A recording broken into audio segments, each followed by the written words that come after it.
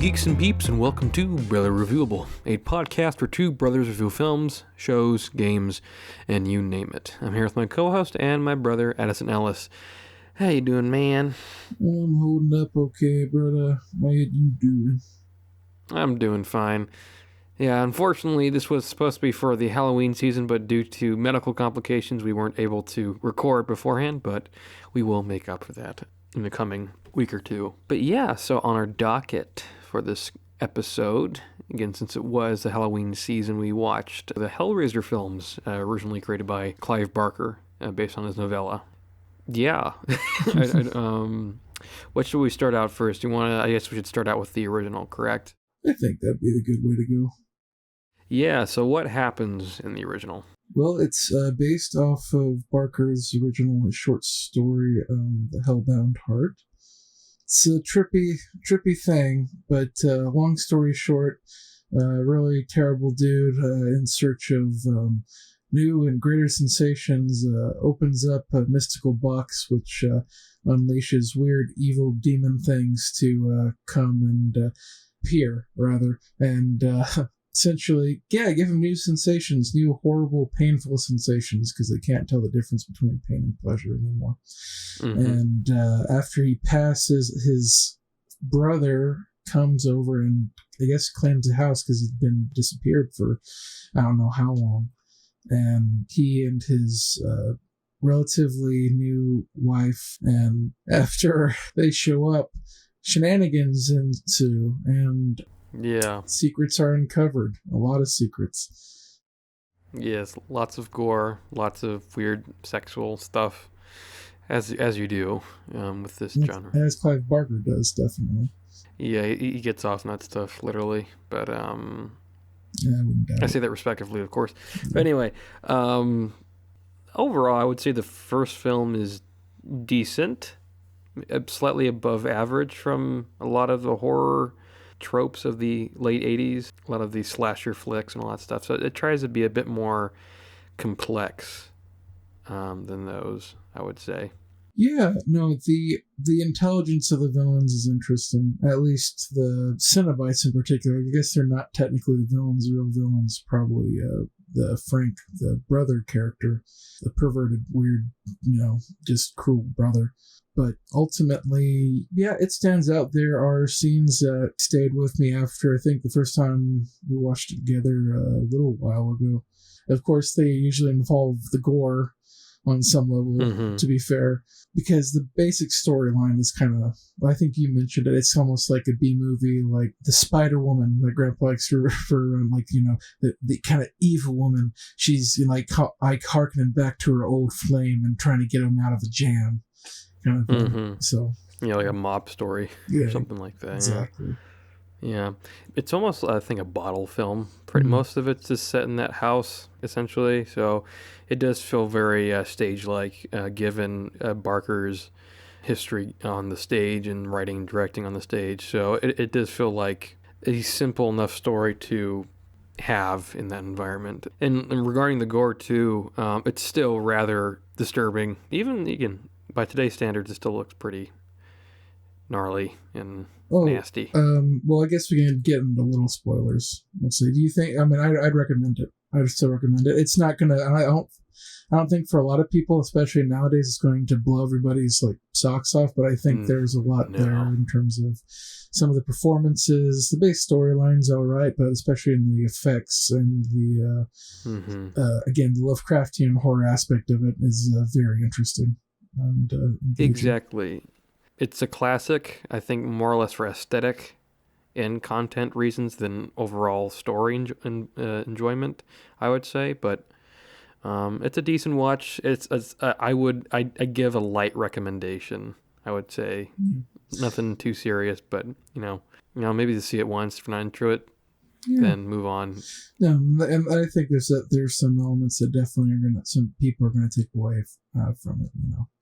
Between the imagery and some of the conceptual stuff with this kind of portrayal of weird, again, Lovecraftian-ish, horrors, it's interesting. Yeah, no, of course.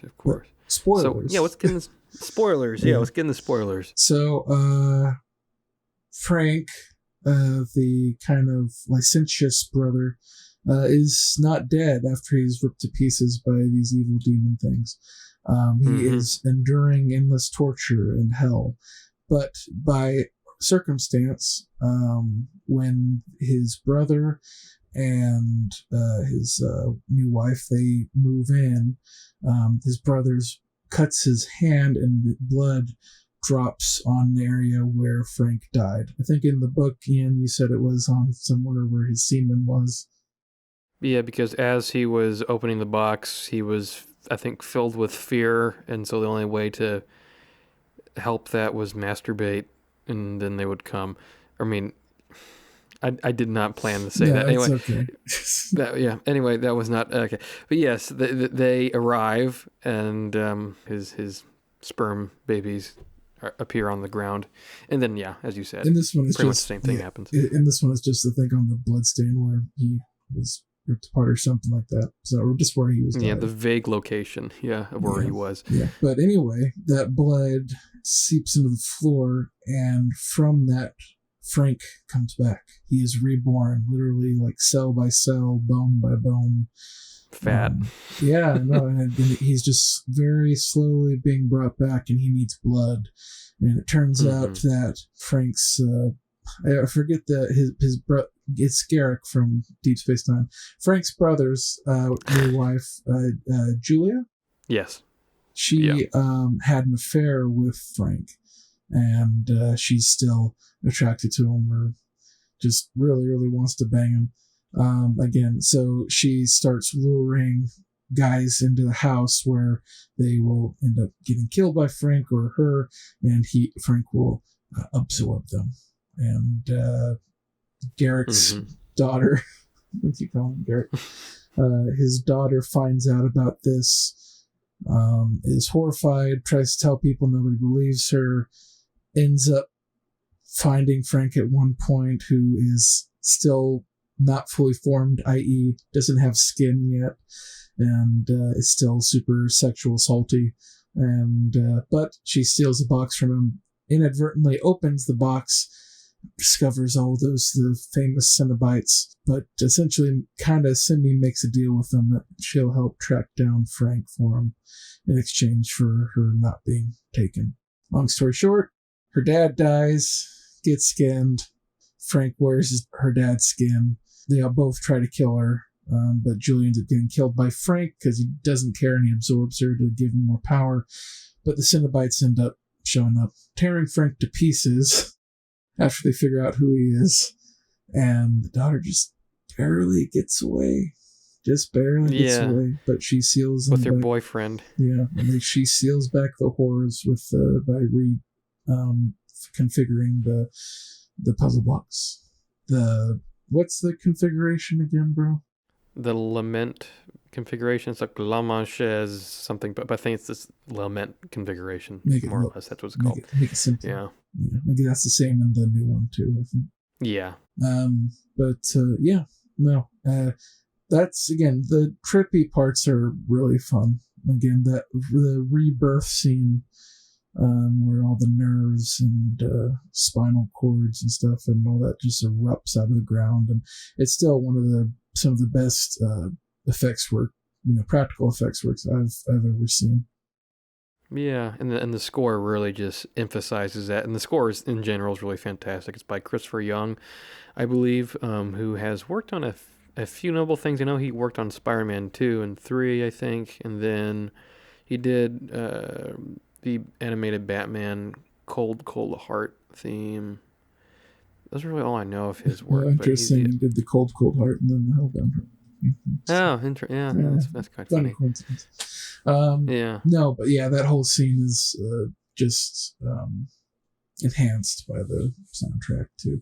Again, it's the soundtrack definitely adds that layer of kind of unsettling, like, mysticism kind of thing to all the proceedings, and it's pretty well done. I think the last section is kind of let down by the kind of poor animated effects. I hear that's a pretty common complaint, but Yeah, apparently it was just Clive Barker and a assistant just put it together in like a weekend. They were drunk and just trying to make it finish it off. Didn't he say like I was proud of him, relatively speaking? I mean, considering Yeah, how we were. yeah, they But work. Yeah. yeah, but there's still, even in those moments, again, again, things stick in my mind. Again, the woman's Cenobite, and again with like just little vestiges of her hair, Mm-hmm. clawing the wall and the wall bleeding. Like again, this like evil that just you just crosses all these weird boundaries. It's just terrifying. And of course, the Jesus wept famous hanging from hooks scene where Frank and Garrick's skin. Frank and Larry's skin. Frank and Larry's. Okay, thank you. I like Garrick. But no, yeah, Frank and his brother Larry's skin is just hanging from all these chains as the Cenobites are punishing him, and just again just being stretched and pulled. And again, those final words, just Jesus wept before being just literally ripped to pieces. Fascinating. Mm-hmm. Again, you're not going to forget that, and it's very unsettling and creepy. And and the funny thing is, there's still this thing with, and I guess it's in this one and technically the sequel too. It appears in the beginning too. This weird, like, it feels alien. Again, just the spinning marble column of fish hooks and bill hooks and stuff, and meat hooks, and it's just like this weird, like, just like, what is this? Why? But it's just like this. It's a hell torture device. It's just part of things. It's just what it is. It's like a tool. It's like it's like some surgical instrument that's beyond our comprehension fully. Again, it got some really nice bits of unsettling material in there that it's interesting to think about, and again, lasting, which is more than I can say for a lot of horror films. Yeah, exactly. No, it is quite an impressive feat for like a first-time Hollywood director. It is well shot for the most part. Editing's more or less competent. There are some weird quick cuts or some shots that don't make much sense. Yeah, I think, and again, due to this being the first film out of I guess a series of films, there's not really too much lore that they dive into apart from the basic idea that, okay, there's a hell dimension and weird demon angels come out. So I guess we could say that, like, the Cenobites, their whole thing is, they're demons essentially, but they were once human, as we find out. Technically, it's spoiling in the second movie, but it's fine. But they're once human that have essentially degenerated in their time in hell. To this point where they don't understand the difference between pain and pleasure, and their whole it's like essentially like they're almost like a cult in hell whose whole goal is to pursue and understand the limits of experience, or just literally any sensation.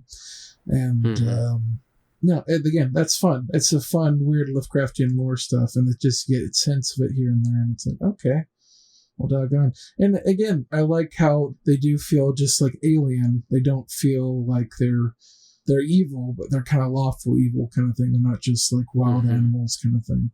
Again, what's the famous line, right? We have such sights to show you. It's this weird, like, it's not even like they have they might have a disdain for you, but they might not. But they want to share. They want you to be a part of this thing. It's fascinating. And it's just like, again, it's terrifying. So that makes it stand out. Exactly. And I guess this leads into the sequel. I guess we could touch upon the sequel again, which more or less goes into more of the lore, more of the epicness of hell, essentially, as this cavernous maze of an environment. Labyrinth, too. Labyrinth, yeah. And at the center is, of course, their deity, the giant diamond-shaped Leviathan. And I know, I watched this a while ago. Ad watched this relatively recently. What were your thoughts on that film, Ad? Yeah, no, it was interesting. I appreciate the ambition. The evil doctor conceptually being the villain isn't too bad, and some of the trip through hell bits are interesting. I don't know why they always go to creepy carnivals. It's so weird. That's like one. Yeah, that it is a kind of aesthetically kind of an odd place to take a gothic. Yeah, hardcore gothic. It's a hell carnival because carnivals are creepy. Yeah, it was okay overall, and I think actually a bit worse than the first one. I think the first one was a little bit more focused. Again, the story was simpler, I guess, and but this one again trying to expand significantly on the lore, the universe, and the script not being the best. Siskel and Ebert's review famously made fun of the fact that in the film everybody refers to each other by their name, like every other scene or line, and once you notice it, it really gets distracting because they just keep saying it over and over again, saying each other's names: Tiffany, Frank, Julia. Frank and Julia come back. Now, the Hellraiser one was still gory and unsettling. I'm not a big gore guy. I get squeamish to a point, especially in the opening scene to Hellraiser is pretty rough with all the pieces of flesh tossed around and all that stuff. But in the second one, there's a particular scene where a mentally ill person who thinks that they have maggots crawling on them is given a razor and he starts cutting away at his own flesh. That felt really torture porny to me. Yeah. And I didn't appreciate it much. But outside of that, I think, again, interesting concepts. The ending, I think, is a bit of a fustercluck.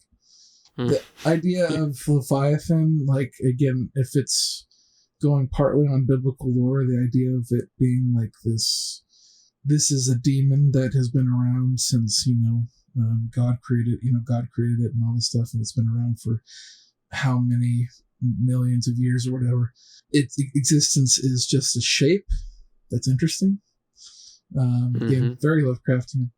But everything else, Yeah, there's just a lot of my memory serves. There's a lot of characters saying what they're thinking out loud, and it's really horrible dialogue like that. Yeah, and as you said, the James Cameron effect with writing every person's name, every other sentence, essentially. And less scary in some ways, because I know they answer some of the things about the Cenobites, and the Cenobites are almost like playful in this one, but we actually get to see them even revert to human form, which is also interesting.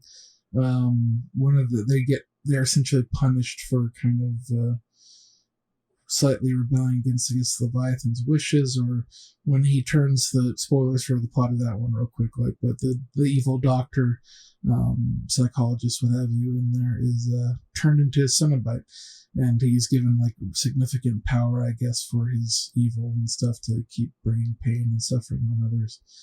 Seeing the Cenobites revert, that's again fascinating. The Chatterer turning out to be just a child who opened the box. Again, like, okay, wow, but that's like in a flash and it's gone. We move on. We're not allowed to dwell on that too long. And then we're kind of overwhelmed by the stupid Cenobite form of the Doctor, which is this weird mix of like worm biology and like penis shape. Yeah, and the classic Cenobite appearances of tortured fetish gear look. But it doesn't really mesh well. It looks kind of absurd. And the way he dies sucks. It's stupid. It's so stupid. His head ripping off. Yeah. Oh no, my claws are stuck, but the brain slug in my head wants to keep pulling. Oh, it's like, okay, cool. It kind of takes away, like, are these things intelligent, demonic creatures, or are they stupid? Are they just kind of monsters? Yeah. That was kind of, yeah. Or the lovely scene where Kirsty, because Julia, she is more or less a spirit who, like Frank, loses her skin and has to regrow it back, and then at the end she's sucked into the is it portal? Is it Leviathan she gets sucked into, or she gets sucked into a portal? It's like it's like a trap. Yeah, so essentially her muscles and her main body get sucked out, except her skin somehow doesn't. Yeah. And so at the end, in order to trick the doctor, Kirsty slips into Julia's skin and then kisses the doctor because the doctor has a thing with Julia, and that's when the plan goes into action, essentially. It's just, It's very strange. it's strange. And the thing, and for the record, again, previous movie, Frank steals Larry's skin to wear for his own. In that one, she regrew her skin back. The doctor allowed her to kill enough people, so that was her skin. So what they're saying is, on a basic human level, our skin could have just slid off in that scenario, and our whole bodies would have ripped out of our own flesh, which is so weird because there's what's the daughter's name again? I keep forgetting. Kirsty. Kirsty and Tiffany, because I remember Tiffany because again they keep saying her name. Tiffany, Tiffany. But they're both in that same area. Yet that doesn't happen to anyway. It's just the writing is not as interesting. The story is a little all over the place. Thought provoking little pieces here and there. But yeah, no, I think it is pretty well worse than the first one. And again, the first one, Yeah. like if I go off the scale of 5 is like your average film, and then they have to do better or worse to get higher up. So again, first one, it's probably about a 6 out of 10, maybe a little 5.5 or something if you want to get like particular. Mm-hmm. But that one, yeah, it's closer to like a 4, maybe I'd probably go with a 4. It starts getting tempting to a 3 though. Yeah. Seriously. Yeah, I agree with that. Yeah. Like I say, just that's the funny thing. I wonder, do the other sequels focus on the Cenobites more? The third one deals with the origin of the box, and that has some. Oh no, the third one. Sorry, the third one is in New York. They go to New York. Oh, that's what we don't talk about, right? All of them pretty much after 2 are complete trash. Maybe apart from Hellraiser Judgment, which I know some people don't like, but I find interesting at least to some extent. But Hellraiser 3, yeah, they deal more with the past of Pinhead, but then his essentially his Pinhead persona is kind of this loose, and not really too many Cenobites until the very end. I think the fourth one is the one where it's like Pinhead in space, and it has some stuff. They're all kind of scattered, but they're not really as major as they are in the first 2 Hellraiser films, I would say. To be honest, if you're looking for at least a decent Hellraiser storyline, just read the comics. They are far better than most of the Hellraiser series is. Well, some of the comics. Actually, most of them are pretty great. There are some here and there that are not really great. Some of the crossover stuff, but like the epic Hellraiser comics from the 90s are really fantastic, and they have like a wide variety of writers. It's more of like an anthology series, and so they find workarounds for, instead of using a box, they say like maybe a crossword puzzle or a certain character or environment. So they find interesting ways to keep this sort of lore fresh without retreading the same stuff that a slasher in the 80s would go through, or would deal with.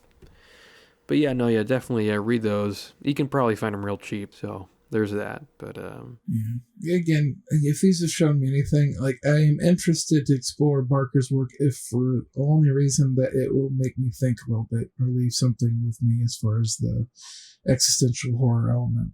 Yeah.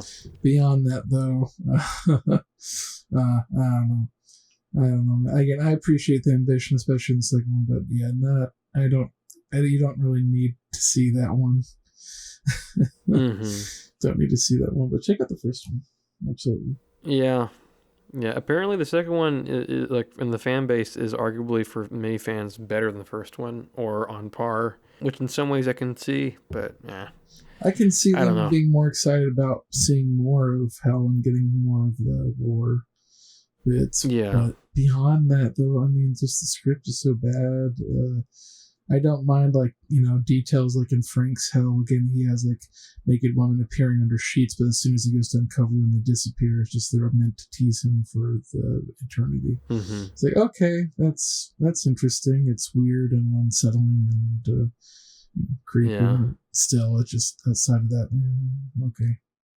Yeah, if I remember correctly, the actor who played Larry, the father character, because the whole point is in the second film, Kirsty's supposed to be going, because she sees her father skinless saying, I'm in hell, please help me. And that kind of starts her journey in that regard. And so apparently the actor who played Larry, he did not want to come back. And so they had to rewrite and thrust in Frank again. I think it was supposed to be her father in hell that she meets in that scene.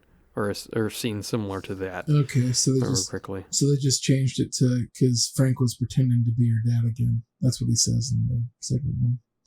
Essentially. Yeah. Tricked her into coming down there so he could have a sex slave thing for eternity deal, I guess. I guess so. Yeah, that's what he seemed to be leading to, but Kirsty tricks him and is able to, again, get him away or set fire to things, and so his skin burns off and all that jazz. And so it's a lot. It's a lot of plot. There's a lot of things that happen in that film. There's a lot. Yeah. And overall, like I say, it's not great. It's okay moments, yeah, never. Not great overall. Exactly. So, anyway. Well, from this, shall we talk about the remake that we saw? Was it a couple weeks ago? Mm-hmm. And you've seen it 3 times. We watched it again just last week. I like the film well enough, but I'm kind of tired out on rewatching this over and over again. I want a break. I've seen this probably 3 or 4 times. And I still have to show my girlfriend it. No, the remake is really good, which is unfortunate because it's getting completely dog shitted by many, many fans and critics for some odd reason. I have no idea why. I do have some idea. I was reading a review that I think one fan was like, well, there's not enough like gore or incest or sexual weird stuff. I'm like, okay. Yeah. Oh, I guess they did mainstream that up a little bit. Yeah. Because, there's also kind of a more consistent, overarching kind of metaphor going on, too. Mm-hmm. Well, I was thinking about this too, because this is a Hulu direct to kind of Hulu film. I'm wondering if Hulu had stipulations regarding what you could show. It was the same thing I was thinking with the new Prey film, which is the Predator prequel, and that had gore, but it was relatively tame, I would say, comparatively to the other films. So I wonder if they had to kind of cut it back for Hulu's interests or rules or whatever. I don't really know. Possibly. For sure. Let's go over the plot, bro. Yeah, so the remake plot begins in Prague. An assistant lady comes down and meets a man. They make a transaction and she grabs the box. Cut to, I don't know how long later, there's a giant mansion. A rich businessman is housing a party/orgy type thing. And this one poor individual who is interested in this item that he is promoting out comes into this, I guess it's not like a museum, like a minor, he's an art dealer. So he's got this one isolated wing of like these clearly like special pieces. Yeah, and in the center is the lament configuration, which is elongated because it's on the last section of the puzzle. And that's the new thing they've added to the lore, in which now, instead of just opening the box and then going to hell, you can do that, but it more or less functions as essentially a game now where you can sacrifice others to get the prize, and the Cenobites would interact with you, and then you would be given a prize and all that stuff if you pass through all those levels. Yeah, one of, was it 6 prizes tied to the 6 configurations of the boxes it changes. Yeah. And so this poor sucker, he finishes it. He gets stabbed right through the hand, which looks terrifying and horrific. Yeah, effects are really good. Yeah, some of the digital effects are a little bit rough in some areas, I would say. But again, probably given the budget they had to deal with. It's still relatively solid. But yeah, the poor guy is strung up. We don't focus on him, but the main rich guy, he places the lament configuration, which is now in the shape of a diamond, a la Leviathan. yeah, and then it cuts to our main character in bed with her boyfriend, who's a little bit of a bad boy, I suppose, and she kind of has a rocky relationship with her brother and his friends because she's an ex-addict, and so as these things go, they have a fight, and this is after she finds a lament configuration. Well, because she has a fight with her, like, people. She has people that care about her, her brother specifically. Yeah, exactly. Yeah. And so they're just all tired about her crap. Yeah. Yeah. This is after she gets the lament configuration, after finding it in a storage safe. Essentially, that was just left alone. And as she is alone, taking some poppers, after taking some poppers in a playground, she opens the box up, but she's not cut by the box, which is a big element. And essentially, her brother, realizing it was a mistake to kick her out of the house or the apartment, goes down and finds her and accidentally cuts himself, resulting in him being sacrificed. And so essentially, she is dealing with the grief of that, but also being cursed essentially by the box now because she's connected to it since she opened it. And so essentially, from that point on, she is on a path to somehow get her brother back, and accidentally causing a load of collateral damage in the process, essentially. Death, pain, and eternal suffering. Yeah, as the Cenobites come after her for their deal. Yeah. So that's pretty much the basic summarization, I suppose. But yeah, overall, it's a good film. It's directed by David Bruckner, who has done a small smattering of films, and then was it The Night House? Was one of his recent. Really enjoyed that. Very well done. I still have to watch that. But he did that. He did The Cabin or something. He did The Ritual, which was okay story-wise, but yeah, it's the one with the group of friends going in the woods. I think it's like they're in Sweden or something like that for a holiday, and then they come across a monster. Some good shots and a fun monster design in that one. Good actors too. All did relatively good performances, but the story's okay. It just felt a little long. Yeah. But this one though, yeah, I'm with you. I in fact, I think I really liked it. I really liked it, especially on the second watch. There's just more things to appreciate, little details here and there. It's not a film I'd want to watch a lot. I'm not big on, like I said, I'm not big on gore. But I especially loved when I started picking up on the kind of general metaphor going on, that if they've changed some of the rules of the puzzle, but it's also purposefully done, again, to kind of emphasize this theme, but it also adds to the lore. It makes it more interesting, and I like the changes therein as far as, it's not just you open the box, well, you're going to be punished, or you have somebody else open the box, but no, it's really you who wanted to open the box. It's not about that. The point is that it's like you require 6 sacrifices to get to this point. And if you want to open the box, you will have to sacrifice 6 people in order to get it. And just the the horror of that, and what happens during the course of the story. And I think, there's a few reviewers that have said similar things about it, but I do believe it. Like, I feel bad for these people. Like, they feel like half-decent people just trying to do their best. They're not, like, obnoxious individuals. It's just they feel like very real people, and some of them have only a few lines, but you still feel bad because you kind of get where they're coming from as good. Yeah, they're just half-decent individuals that horrible things are happening to them. And it was very engaging. Again, they do continue expanding on the lore stuff. That's one of these cases where I wouldn't mind a prop, because there's a journal book that has all these entries and stuff on the lore. One of the things that was so much fun. I wouldn't mind getting one, the replica of that. But it's really well done. I like the redesigns of the Cenobites too. Their skin and flesh becomes their clothing kind of thing.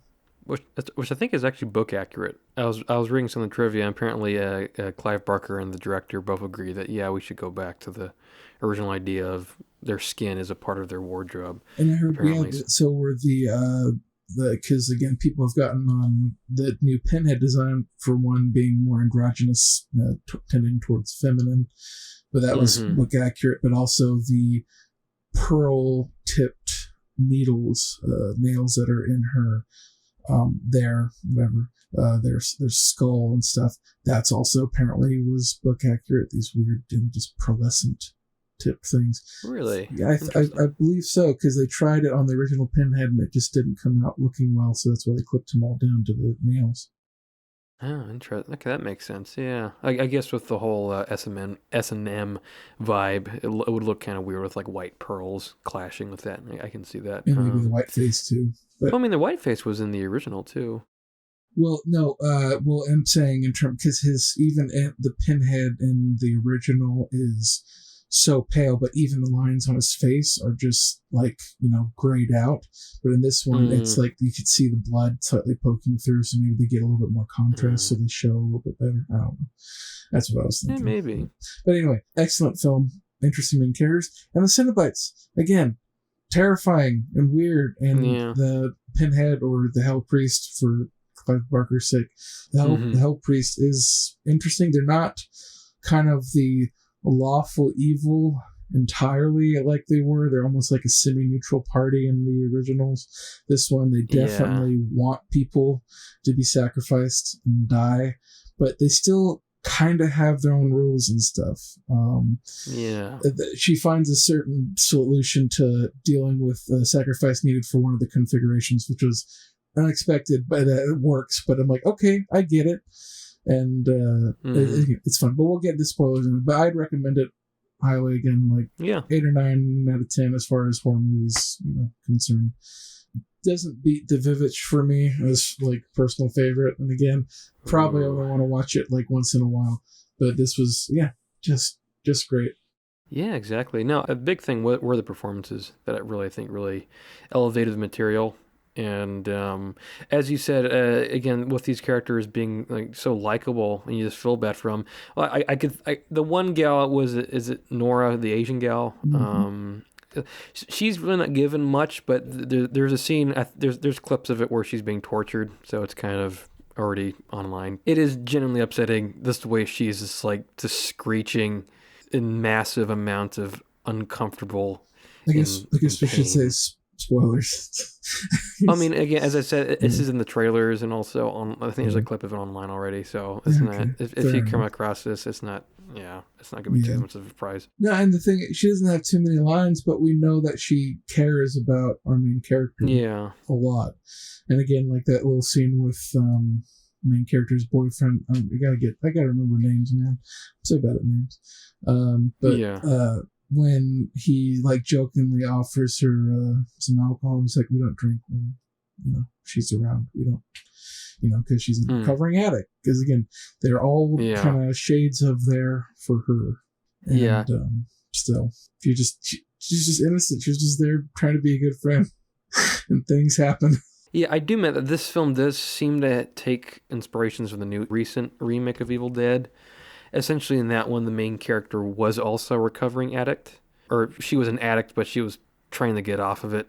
And kind of similar sort of idea that she has. Essentially, her group of friends are trying to help her out get through this, but of course in that one they're stuck in the woods because they're trying to get her as far away from that stuff as possible. Again, similar sort of characterization there. But also, I was going to ask this: in that one, when she starts saying weird stuff, do they doubt her because they think she's on drugs? I think for the most part, it's when she's seeing stuff. But when she's like doing weird stuff, it's just like, no, there's something off here. Yeah. But that's what I liked about this one is that like, now there's a story reason we find out later, but, intrinsically when she starts bringing up weird stuff, like, this is what I've seen. You have to please believe me. There's not an immediate like lying. You just, where'd you get your just druggy, just go, having hallucinations, what have you. They seriously consider it, and try to hear her out. That's interesting. Again, I like that, taking that classic trope and saying, nope, nope. I believe that. I mean, that's a possibility. I mean, why not? It could be. I don't know. Yeah. It's so strange. Nothing else makes sense here. They don't like entirely believe her, but they're not going to just immediately doubt her. Yeah. Yeah. It's interesting. Absolutely. Any negatives you have towards the film? Let me see. I mean, I guess like I can get some of the complaints about it being a little tame if you're looking like at Barker's previous work and stuff. Yeah. It does feel a bit more mainstream, and maybe that's why it worked for me on some level too. I mean, I don't mind something being different, but I'm not super into the sadomasochism thing as far as horror films go. Again, not the torture porn kind of thing. Yeah, I can see that for sure. But for what it is, I still I think it pulled it off nicely, and they did enough different to make it interesting. Yeah, one it seems like a consistent complaint here and there is the lighting. This picture is very, very dark, and I understand it, especially certain scenes that worked really well. There's a scene in a hospital where, again, it just pulls you in really well. So there's certain sections that function, but especially near the end, it's just, you can barely see the Cenobites at all. I want to see a bit more of this, especially like near the end where there should be completely revealed. I think Pinhead is the main one that gets shown the most because, again, she's well lit. I think there's her second command has like the open throat that's shown a fair amount. But the other really mutilated ones, they just hide in shadow. And just, I don't know. I guess I was a little disappointed. Like, I want to see more of this. I want to see the full makeup in its glory. But some of them also, they're like, their skin is completely black and stuff like that, which doesn't necessarily kind of, and they don't like try to do anything to show a bit more so you can get some of the detail, just like the little details kind of blur on the design there. And then the other ones are just completely in shadow for good chunk of it or something. I don't know. Yeah. It's it kind of works for me sometimes, but yeah, I think you're right. The Pinhead probably the Hell Priest probably has the better usage of the darkness and kind of light. That scene where she's standing in the middle of the river. It's a nice and settling, creepy thing. Yeah. Yeah, and I guess there's a couple of like jump scares. I think there's only like one main one that I remember. It's when, again, the gal with the open throat, she screams at the main protagonist in the kids' playground. It's just like a quick jump scare thing. It was like, it's okay. But I think that's the only one I can think of, though. Yeah, it's relatively that one. I guess the one where her and her boyfriend are having sex, and she sees one of them in the corner of her eye. That's probably another one. But she just freaks out. Is there a musical sting there? Or something like that, or she screams, and then that's kind of like a minor jump scare or something like that. Yeah, if I remember correctly. Again, not too excessive. Yeah, and they make sense, given the circumstances. But yeah, it's really minor stuff. And again, I guess I am that train of like a fan, which I probably would have enjoyed a little bit more gore, not for the sake of being a gore hound, but like just to give more like the ferocity and the horror of the situation. But again, to each their own.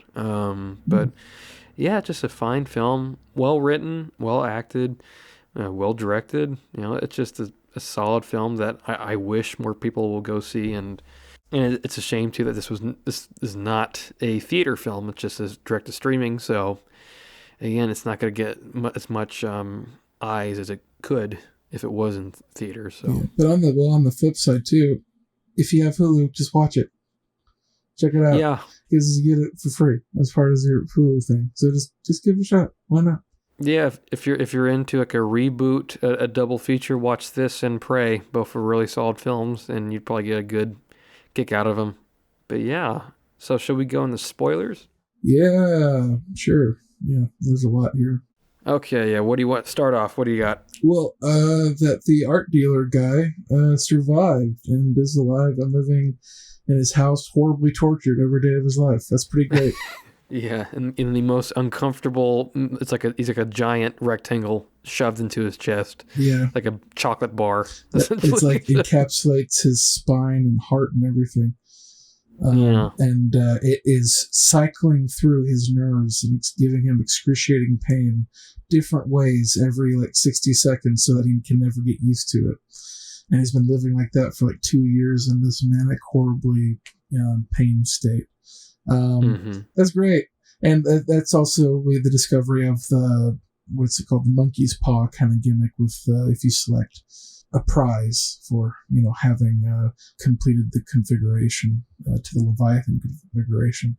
You asked for sensation or liminal, and okay, you want sensation. Here's the device for sensation for you. Instead of thinking, oh, it's going to be uber pleasure.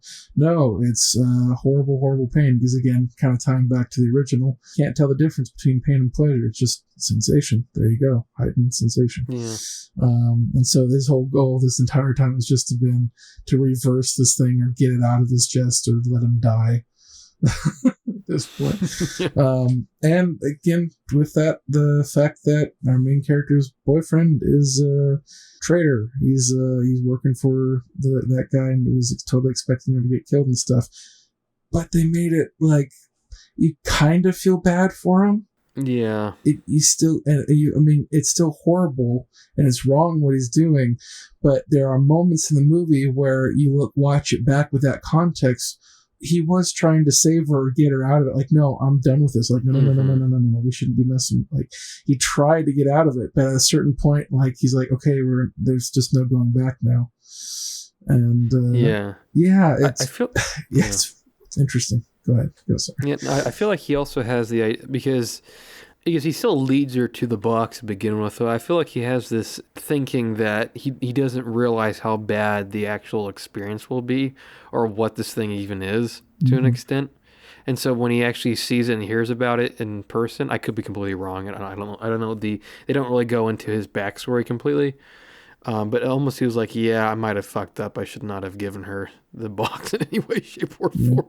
No, he tried. At one point, he deliberately tries to take it without her permission and get out of there. Like, just get it out of here. So, like, but at the end, though, he doesn't try to protect them or anything. He's like, okay, I guess I'm just going to complete the job now. I have to. Or something. He feels that need to. Yeah. And what happens to him? Ugh. Holy crap. Yeah, lovely like razor wire degloving his arm partially, which is... Yeah, it's one of the most disturbing ones in the film. Yeah. But, yeah, again, it's interesting. It's engaging, and the character's complicated. And I don't like him because he tries to get, again, other innocent people killed in that situation. But at the same time, again, there's complexity there. And so he's not just like simple villain. Even the uber bad guy, I like his plea to the hell priest, just please take out me, just kill me, let me die. And they're like, nah, we can't just take something away. You can exchange it. And of course they're like, and it's essentially he goes dealer's choice kind of thing.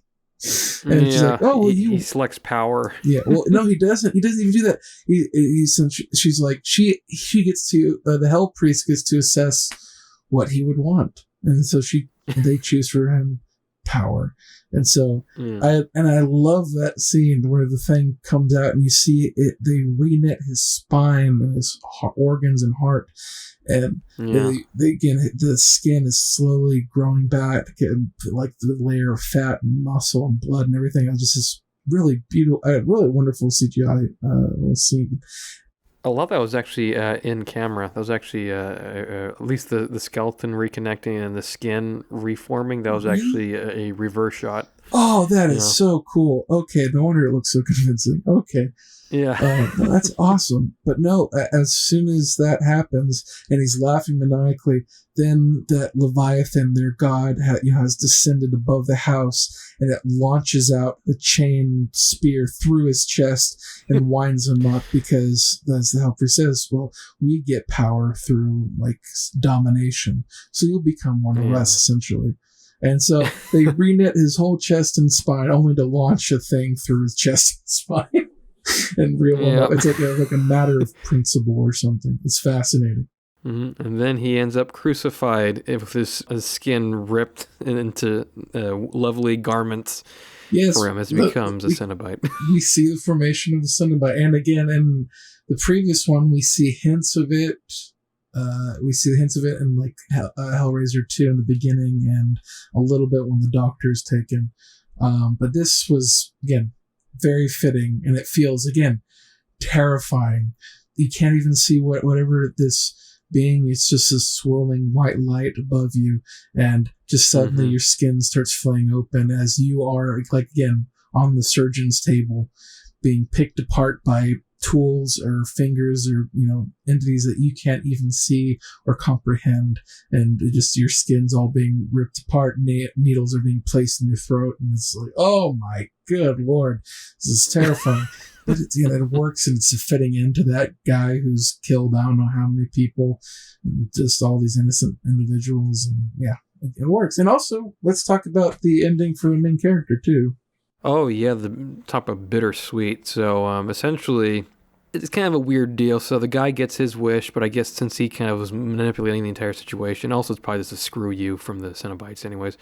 But since the main gal, of course, has been causing all these accidental murders that happen, essentially, she finishes it, and after the guy gets his wish, she comes into the room, and the Cenobites ask her, like, what do you want? What's your wish? And she's like, I don't want anything. And then I ask, like, do you want to live with it? You want to live with this pain, this horrible pain you're going to have to deal with for the rest of your life? She's like, yeah.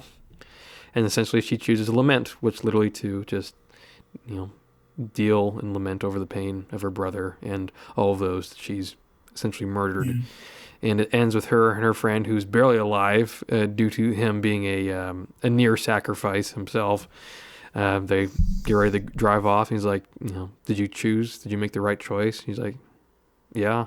But there's kind of a look of like, I don't really know, to be honest. Yeah. And that she has to live with the possibility that she'll never know. Yeah, or maybe she would do it again. And that's also up to debate too. Like maybe her character would do it again in the future. Who knows? It's kind of left ambiguous in the end. And again, that's the wonderful tie to the main tying theme kind of metaphor is for recovering substance abuser, and having to actively choose. I've got to accept the decisions I've made and the people I've hurt, and I have to just move on with my life and do my best to be a better person. And so that's great. It's so good. And again, it comes up. You see it again and again in the film. Again, that kind of she wants to not feel certain feelings. She doesn't want to feel sad. She doesn't want to feel desperate or angry. And and that's her big character arc, and I love that so much, how it's represented. And it's again that decision is when she makes that decision and the Cenobites in her room. It's such a wonderful moment when she looks down and the Leviathan god has gone away. The Leviathan form of the box is turned back into the cube, and all the Cenobites are gone, and it's just quiet. Man, I love that stuff, dude. I love that stuff. No flash. It's just all very silent and bittersweet, like you say. It's like it's over. But, and that's all she's left with is that silence. Oh, man, it's so good. And for the record, yes, she could have brought her brother back in some way. We are assuming that was one of the boons. They call it the boons that you could get if you completed the thing. They called it like the Lazarus configuration. Could resurrect her brother. But then the question is, what's the monkey paw aspect of it? Maybe it would be like a zombie, or it'd come back as just with skinless or something. Just good stuff. Very good stuff. Yeah, well worth the watch, man. Seriously, and again, if you have Hulu, it's on Hulu. Watch it. Check it out. What do you got to lose? Except a little bit of time, if you don't like it. But I'd say, especially if you don't mind kind of mainstream horror stuff, this feels a little closer to mainstream, but it's got a lot of interesting decisions to keep it unique, keep it from just falling into completely trope riddled material that just kind of blends in with all the millions of other horror films that come out every year or so. Just well worth it. Oh yeah, completely. A definite recommendation. I would give it a solid 8 out of 10. It's a very great film. Probably 8. Yeah, 8 out of 10 sounds right. If you like our content and want to support the show, then please like, comment, and subscribe to our YouTube channel. We really do appreciate the support either way. Thank you so much, everybody, for watching. Take care.